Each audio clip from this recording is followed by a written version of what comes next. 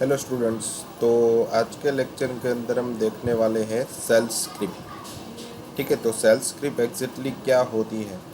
ठीक है, तो अब तक हमने क्या देखा था कि जो भी चीज़ हमने पढ़ी थी, ठीक है, वो सारे के सारे क्या थे कि कमांड बेस पे वर्कआउट हो रहा था। अब कमांड के बेस पे भी हमें और भी सेल के अंदर जो कर्नल के पास रहता है वहाँ तक की कमांड हमें लिखनी है। ठीक है, तो सेल को पहले उससे पहले समझना पड़ेगा कि सेल के अंदर किस तरीके से स्क्रिप्टिंग मतलब प्रोग्रामिंग की जाती है। ठीक है, तो उसके फंडा समझने पड़ेंगे कि किस तरीके से वेरिएबल या उसके अंदर जो भी कंडीशंस है, स्टेटमेंट है, वो सारी हमें पहले समझने पड़ेगी। तो स्टार्ट करते हैं कि सेल स्क्रिप्ट एग्जैक्टली क्या होती है। ठीक है, तो फर्स्ट ऑफ ऑल तो आपको दिया हुआ है कि what is shell script. Shell script is command line interpreter and typically operation performed by shell script include file manipulation, program execution and printing text। ठीक है, तो यहाँ पे क्या हो जाता है कि one type of shell script मतलब एक वन टाइप ऑफ इंटरप्रीटर है। जैसे आप सी लैंग्वेज के कोई भी प्रोग्राम बनाते हो तो उस टाइम पे आपको रन करने के लिए कोई कमांड कंपाइलर की ज़रूरत होती है। तो वैसे ही यहाँ पे जो भी आप कोड लिखते हो उसको रन करने के लिए यहाँ पे as a interpreter, command line interpreter, जो हमारे प्रॉम्प्ट के अंदर ही होता है या फिर टर्मिनल के अंदर ही होता है। ठीक है, typically operation perform by shell script, जो भी हम ऑपरेशन वहाँ पे लिखते हैं वो सारा कुछ किसके फॉर्म पे, सेल के बेस पे सारा कुछ ऑपरेशन परफॉर्म होता है। एंड इंक्लूड फाइल मतलब वो क्या क्या इंक्लूड कर सकता है, तो उसके अंदर हम क्या क्या कर सकते हो वो चीज़ आपको यहाँ पे बताई गई है। तो यहाँ पे आप प्रोग्राम के साथ चेंजेस कर सकते हो, उसके एग्जीक्यूशन कर सकते हो, उसको प्रिंटिंग भी कर सकते हो। ठीक है, और उसके अंदर कौन कौन से सेल आते हैं जिसके अंदर आप कोड कर सकते हो। फर्स्ट ऑफ ऑल तो आ जाता है कि bond cell.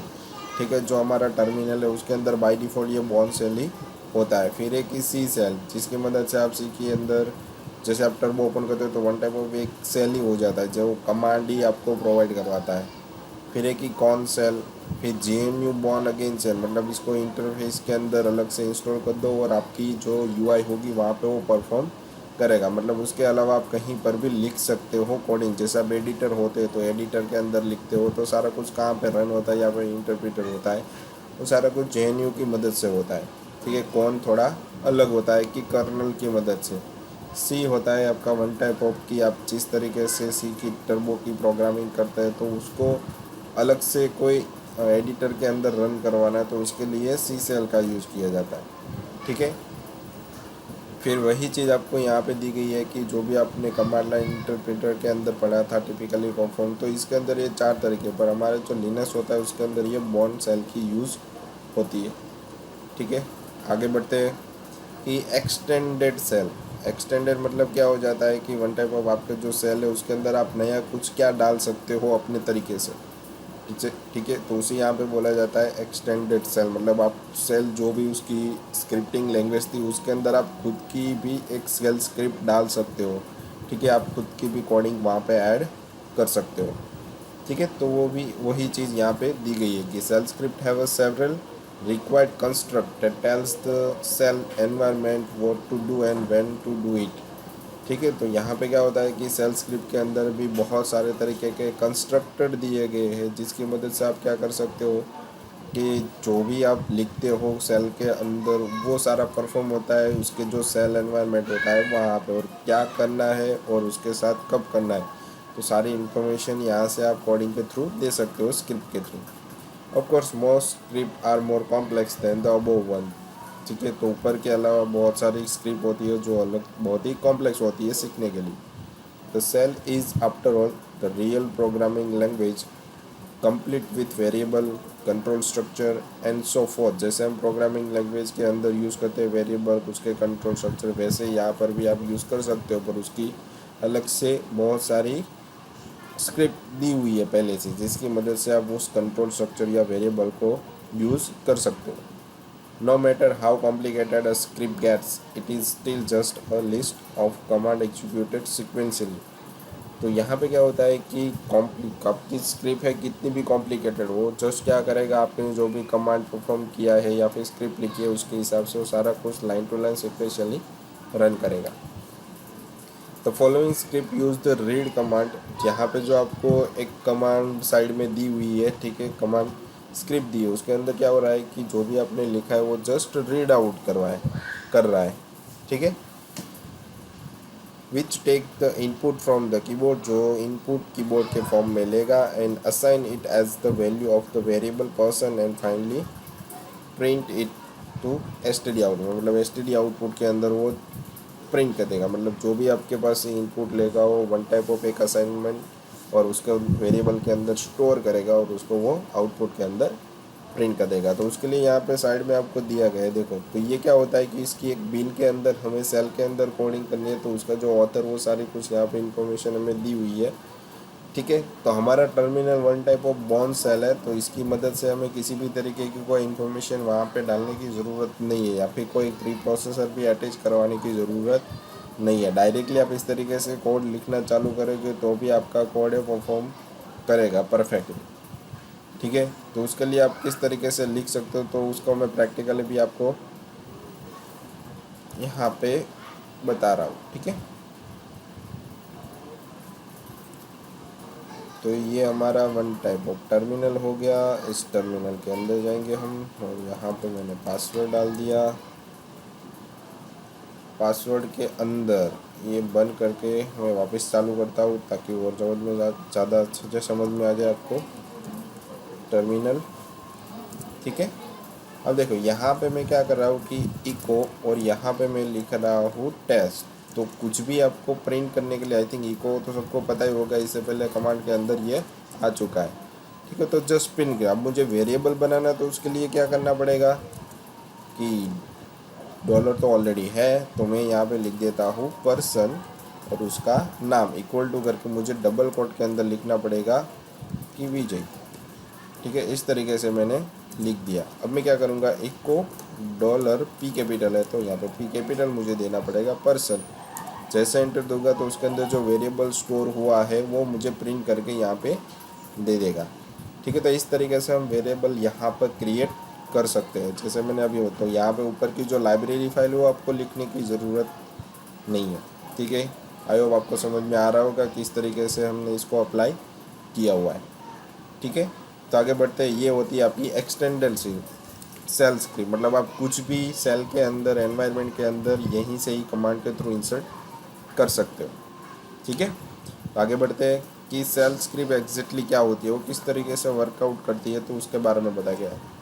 A shell provide you with an interface to the Unix system, मतलब आप यूनिक्स की कोई भी सिस्टम यूज़ करें तो उसके अंदर आपको इंटरफेस के फॉर्म में एक कमांड प्रॉम्प्ट दिया गया है। It gather input from you, वो आपके पास से इनपुट लेगा, and execute program based on that input, जो भी आपके पास इनपुट आया उसके बेस पे वो सारा प्रोग्राम एग्जीक्यूट करेगा। व्हेन प्रोग्राम फिनिश एग्जीक्यूटिंग, जब प्रोग्राम एग्जीक्यूटिंग होना, मतलब एग्जीक्यूट होना ख़त्म हो जाएगा, it display the program output, मतलब उसका जो आउटपुट आया वो आपको उसी स्क्रीन के अंदर नीचे दिखाई देगा। फिर एक ही shell is environment in which we can run our command program and shell script. तो सेल स्क्रिप्ट है वो आपकी वन टाइप ऑफ एक एनवायरनमेंट है जिसके अंदर आप खुद की कमांड रन करवा सकते हो, प्रोग्राम बना सकते हो, या फिर उसकी सेल स्क्रिप्ट भी रन कर सकते हो। There are different flavor of a shell, तो वहाँ पे बहुत सारे अलग अलग तरीके के सेल होते हैं, जैसे आपने अभी ऊपर चपटा की 4 अलग अलग तरीके के सेल होते हैं, ठीक है। फिर है कि just as there are different flavor of operating, तो ऑपरेटिंग सिस्टम के बेस पे अलग अलग वहाँ पे सेल की ज़रूरत होती है। यूनिक्स के अंदर किसी भी तरीके की कोई सेल की ज़रूरत नहीं है क्योंकि बाय डिफ़ॉल्ट वहाँ पे दिया हुआ है। Each flavor of a shell has its own set of recognisation command and function. अगर किसी सेल के अंदर कमांड या इंटरफेस नहीं होते, फंक्शन नहीं होते, तो वहाँ पे उसको अलग से कोई फंक्शनलिटी के थ्रू डालना पड़ेगा या फिर इंस्टॉल करना पड़ेगा, तभी वो वर्कआउट करे। तो आपको पता चला होगा कि सेल एग्जैक्टली क्या है, ठीक है, क्या कर सकते हैं सेल की मदद से, ठीक है। तो आगे बढ़ते हैं कि अब सेल प्रॉम्प्ट क्या है, जहाँ पे आप प्रोग्राम ओपन करते हो और वहाँ पे लिखते हो और वहाँ पे आपका आउटपुट आता है, उसे यहाँ पे सेल्स प्रॉम्प्ट बोला जाता है सिंपल भाषा के अंदर। प्रॉम्प्ट डॉलर, जैसे यहाँ पे बाय डिफ़ॉल्ट डॉलर आता है, which is called command prompt. देखो यहाँ पे आपको कुछ भी दिया नहीं गया, जैसे हमने अभी आपको टर्मिनल मैंने आपको बताया, तो वहाँ पे आपने स्टार्टिंग में बाय डिफ़ॉल्ट डॉलर लिखा हुआ ही आ रहा है। तो डॉलर है वन टाइप ऑफ क्या है आपका कमांड प्रॉम्प्ट, मतलब प्री प्रोसेसर लाइब्रेरी है। Is issue by the shell, मतलब सेल के द्वारा उसको इशू किया जाता है by default. While the prompt is display you can type a command. ठीक है, तो जैसे ही आपको ये दिखाई दे तो उसके बाद आपको कमांड लिखनी है, लिखने के बाद आपको डायरेक्टली दे देनी है enter. It determines the command you want execute by looking at the first word of your input. तो आपका जो भी फर्स्ट वर्ड है उसके बेस पे वो सारा कुछ एग्जीक्यूट करना चालू करता है। A word is an unbroken set of character, जैसे आपको कमांड अलग अलग कमांड दिए गए तो उसके मुताबिक ही यहाँ पे आपको कमांड लिखने पड़ेंगे, तभी आपकी सेल के अंदर जो भी आपने कमांड दिया है वो परफेक्टली वर्कआउट करेगा। Spaces and tab separate word, तो यहाँ पे स्पेस और टैब की मदद से आप वर्ड को अलग अलग कर सकते हो। ठीक है, अब देखो यहाँ पे बाय डिफ़ॉल्ट क्या आ रहा है कि $, किसी किसी अलग सेल के अंदर आपको क्या लिखना पड़ता है कि डॉलर की साइन बाय डिफ़ॉल्ट लिखनी पड़ती है, पर हमारा जो यूनिक सिस्टम आप यूज़ कर रहे हो तो उसके अंदर किसी भी तरीके की डॉलर लिखने की ज़रूरत नहीं है, क्योंकि बाय डिफ़ॉल्ट यहाँ पे आ रहा है। जैसे आप डेट लिखोगे तो ऑटोमेटिकली आपको करंट डेट और टाइम आपको दिखाई देगा। ठीक है,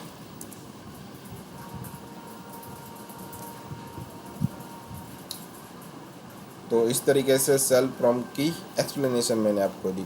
अब है कि किस किस तरीके के सेल के टाइप क्या रहते हैं, जो मैंने अभी आपको बताया, तो उसमें से मेन कौन से यूज़ किए जाते हैं, किस तरीके से यूज़ किए जाते हैं, तो उसके यहाँ पे कैटेगराइज किया गया है। ठीक है, तो फर्स्ट ऑफ ऑल तो in Unix there are two major type of shell, तो दो ही तरीके के टाइप के सेल रहते हैं। फर्स्ट ऑफ ऑल तो है कि बॉन्ड सेल। ठीक है, तो उसके लिए यहाँ पे बताया गया है कि if you are using a बॉन्ड shell types the dollar character is default prompt. ठीक है, तो हम कौन सा यूज़ कर रहे हैं अभी, बॉन्ड सेल यूज़ कर रहे हैं। ठीक है, और सी सेल के अंदर क्या होता है कि आपको बाय डिफ़ॉल्ट परसेंटेज दिया जाता है सी टाइप के सेल के अंदर। ठीक है, फिर बॉन्ड टाइप के अंदर भी फॉलोइंग सब कैटेगरीज होती है बहुत सारी। ठीक है, तो बॉन्ड सेल के अंदर जो भी हम फाइल सेव करते हैं उसको .ss से सेव करते हैं। जैसे आप txt फाइल होती है टेक्स्ट फाइल, तो उसको .txt से सेव करते हैं, वैसे ही यहाँ पे जो भी आपकी सेल की फाइल होती है उसको यहाँ पे .ss से सेव किया जाए, मतलब उसकी एच बैच बनती है। फिर एक ही कौन सेल KSS, फिर बॉर्न अगेन सेल मतलब बैच, पोजिक्स सेल मतलब एसएस के अंदर से, मतलब आपके सर्वर के अंदर वो रन होना चालू करेगा। तो डिफरेंट सी टाइप के तो दो ही तरीके के दिए हुए हैं कि CHS और 10X टॉप सी सेल। ठीक है, तो original Unix shell was written in mid 1970 by Stephen R Bourne while he was at the AT&T Bell lab in New Jersey. तो न्यू जर्सी के टाइम पे वो जब थे वहाँ पे 1970 के अंदर यूनिक्स की सेल की प्रोग्रामिंग की राइटिंग की गई थी उस टाइम पे। ठीक, और कुछ ने की थी उसने आर बोन नाम के पर्सन ने की, इसलिए उस सेल को यहाँ पे बोला जाता है Bourne shell. Bourne shell was first cell to appear on Unix system, choose it is referred to as a the cell। ठीक है, तो बॉर्न सेल के अंदर उसको क्या वन टाइप ऑफ जो भी यूनिक्स के अंदर फाइंड आउट किया गया था वो सेल के फॉर्मेट में फाइंड आउट किया गया था, इसलिए उसको यहाँ पे द सेल बोलते हैं। Bourne shell is usually installed as a bin SS, तो कहाँ पे होता है स्लैश करके बीन के अंदर एसएस के अंदर बाई डिफॉल्ट वो मोस्टली यूनिक्स के वर्जन के अंदर होता है। For this reason it is the shell of choice for writing script that can be used on a different version of Unix. तो अलग अलग तरीके के डिफरेंट टाइप ऑफ यूनिक्स के अंदर आपको उसको यूज़ करना है, तो उसकी चॉइस यहाँ पे अलग अलग तरीके से की जाती है। ठीक है, तो यहाँ पे हमने क्या किया कि जो भी सेल थी वो किस तरीके से आया, ठीक है, वो किस तरीके से फाइंड आउट हुआ, वो सारी आज के लेक्चर के अंदर देखा। ठीक है, तो ये सेल की टाइप्स थी। उसके बाद है कि सेल के वेरिएबल कौन कौन से किस तरीके से होते हैं। ठीक है, तो जैसे हम सी लैंग्वेज के अंदर पढ़ा था वैसे ही यहाँ पे सी लैंग्वेज के अंदर भी वेरिएबल बनाते टाइम आपको एक रूल्स फॉलो करने पड़ेंगे। भाई इस तरीके के डेटा यहाँ पे आएंगे और इस तरीके के डेटा यहाँ पे नहीं आएंगे। ठीक है, तो फर्स्ट ऑफ ऑल दिया है कि सेल वेरिएबल, जैसे सी लैंग्वेज के अंदर वेरिएबल की डेफिनेशन थी it is occupy one type of storage. ठीक है, वैसे ही यहाँ पर भी क्या होता है कि ये एक one type of string format रहता है और उसको भी स्टोर करने के लिए एक मेमोरी या मेमोरी एलोकेशन की ज़रूरत होती है। तो उसकी एक्सप्लेनेशन यहाँ पे आपको दी गई है। तो जो वेरिएबल इज़ अ कैरेक्टर, ठीक है। तो वेरिएबल क्या होता है कि variable one type of character of string to which we assign a value, जिसके अंदर हम वैल्यू को डालते हैं। Value assign could be number, number हो सकता है, टेक्स्ट हो सकता है, फाइल नेम हो सकती है, डिवाइस का नाम हो सकता है, या और एनी अदर टाइप ऑफ का डेटा यहाँ पे हो सकता है। Variable is nothing more than a pointer to the actual data. The shell enable you to create, assign and delete a variable. ठीक है। तो सेल के अंदर आप वेरिएबल को असाइन कर सकते हो, नया वेरिएबल क्रिएट कर सकते हो, उसके अंदर कोई वैल्यू डाल सकते हो, उसको डिलीट भी आप कर सकते हो। ठीक है। तो ये क्या करता है कि वन टाइप आपकी जो भी मेमोरी रहती है उसको वो अलोकेट करता है। The name of variable can contain only letters. ठीक है। तो वेरिएबल आप बनाते हो उसके भी यहाँ पे रूल्स रहते हैं कि उसको आप लेटर कैपिटल या स्मॉल में होना चाहिए, नंबर में भी हो तो भी चलेगा, और अंडर्स को भी होना चाहिए। मतलब चार इन सब को मिला के आप वेरिएबल बना सकते हो। ठीक है। Bye convention unique cell variable will have their names.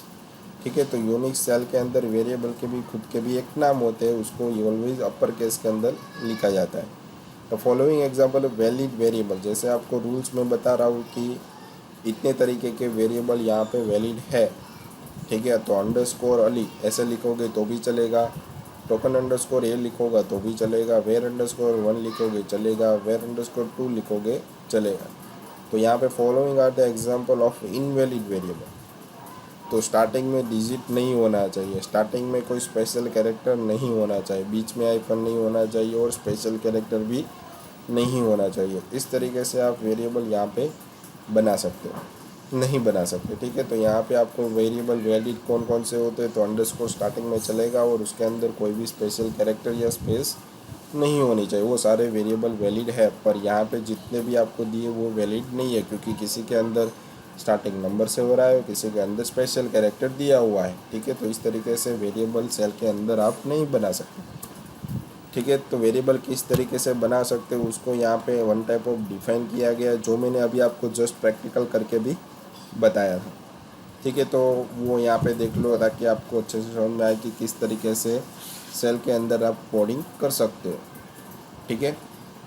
तो उसको तो उसकी प्रैक्टिकल मैंने आपको वहाँ पे बताई हुई थी। ठीक है। तो नेम को भी हम प्रिंट करवा के मैं आपको बता रहा हूँ तो कि किस तरीके से यूज़ कर सकते हो। तो पहले डिफाइनिंग आप देख लेते हैं कि variable are define as a follow. तो वेरिएबल का नाम आपको देना है और उसकी यहाँ पे वैल्यू देनी है। तो वेरिएबल और वैल्यू, वैल्यू आप कुछ भी दे सकते हो, टेक्स्ट फॉर्मेट में, नंबर फॉर्मेट में, फाइल नेम, डिवाइसेस, कुछ भी यहाँ पे आप रख सकते हो। ठीक है। फिर फॉर एग्जांपल यहाँ पे नेम आपको दिया है, तो नेम आप यहाँ पे इस तरीके से डबल कोट के अंदर आपको लिखना पड़ेगा। ठीक है। कोई सिंगल कैरेक्टर दे रहे हो तो सिंगल कोट के अंदर आप दे सकते हो। ठीक है। फिर वेयर वन के अंदर आप नंबर भी दे सकते हो या फिर स्ट्रिंग भी आप दे सकते हो। उसको मैं प्रैक्टिकली भी आपको यहाँ पे बता रहा हूँ। ठीक है। किस तरीके से उसको यूज़ आप कर सकते हो। तो यहाँ पे देखो वन टाइप ऑफ टर्मिनल तो हमारा ओपन ही है, यहाँ पे नेम भी आ रहा है, तो नेम इक्वल टू यहाँ पे मैं दे रहा हूँ हर्ष देसाई। ठीक है। इसलिए मैंने लिख दिया। अब जैसे मैं यहाँ पे इको और डॉलर नेम लिखूँगा तो उसके अंदर जो भी डेटा होगा वो मुझे यहाँ पे दिखाई देगा। अब मुझे यहाँ पे वेरिएबल का नाम लिखना है इक्वल टू करके 100। ठीक है। और जैसे मैं इको के अंदर डॉलर ए लिखूँगा तो मेरा डेटा यहाँ पे प्रिंट हो जाएगा। फिर इको के अंदर मैं इस तरीके से भी लिख सकता हूँ कि ए प्लस 100, तो मुझे क्या आउटपुट मिलेगा कि एक one type of string format में, इसलिए मुझे यहाँ पे 100 प्लस 100 इस तरीके से मिल रहा है। ठीक है।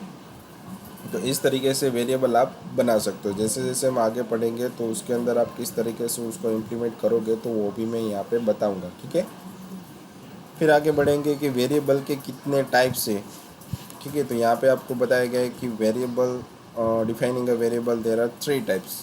ठीक है। तो वेरिएबल सेल स्क्रिप्ट के अंदर बनाने के लिए मेनली 3 टाइप्स यहाँ पे बताए गए। तो पहला वाला तो है लोकल वेरिएबल, दूसरा है एनवायरनमेंट वेरिएबल और तीसरा है सेल वेरिएबल। तो पहले समझते हैं कि लोकल वेरिएबल एग्जैक्टली क्या होता है। तो यहाँ पे दिया गया है कि a local variable is a variable that is present within a current instance of a shell. जो आपका सेल रहता है उसी के साथ आप वेरिएबल बना सकते हो। ठीक है, it is not available to program that are started by the shell, जो सेल के द्वारा स्टार्ट किए जाए द प्रोग्राम के द्वारा अवेलेबल नहीं है। They are set at the command prompt. ठीक है, तो वो सेट किसके थ्रू किया जाता है, जो अभी आपकी कमांड प्रॉम्प्ट ओपन होती है उसके थ्रू ये सेट किया जाता है लोकल वेरिएबल, जो सिर्फ आपके प्रोग्राम के अंदर ही वर्कआउट करेगा। फिर है कि एनवायरनमेंट वेरिएबल।